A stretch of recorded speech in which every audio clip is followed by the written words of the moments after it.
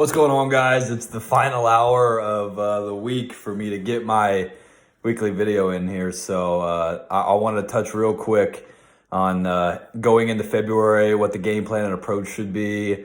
Almost every pitcher in the whole world right now is gearing up for their season, on-ramping for their season.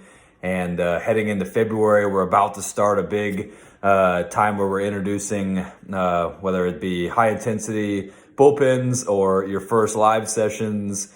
A big thing for high school pitchers right now, I know, is going into some showcases.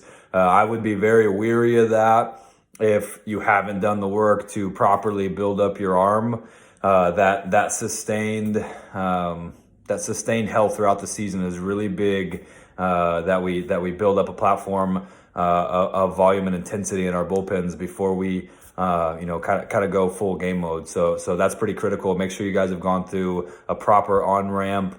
And you guys are ready to do that. Getting into your first live sessions, I know, is a really big deal this time of year. I can speak from experience, from successful experience and failed experiences. Going into your first live settings, whether it be live at bats, scrimmages, games, you want to try to keep it as simple as possible. Okay, everybody wants to jump out there and be in mid-season form and have all their pitches work into multiple locations, and typically that's just really hard to introduce, especially that first time out there on the mound.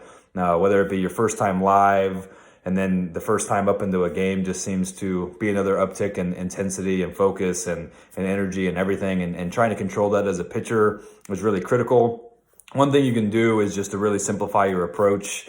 Going into your first live setting, what I found success with doing is just picking your fastball in its best location, whether that's up, down, and out, down and glove side, down and arm side.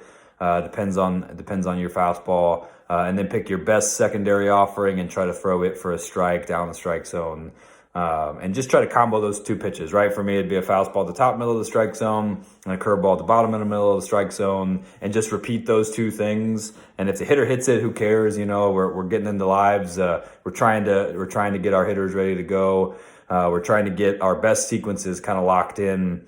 And then we could build off of that. We don't want to overcomplicate it too soon. It's kind of a stair-step process, right? Let's execute our best stuff first. And then as we get comfortable with those things, we can introduce new pitch types or new locations with those. But we got to get our bread and butter down first. We got to make sure that those are executing. And it's just going to help kind of provide a better direction for you going into these lives. Try to simplify this whole process for you, okay? So if you guys like these videos, be sure to like, comment, subscribe. If you guys have any questions or topics you want to talk about, drop them in the comments below. And good luck this season.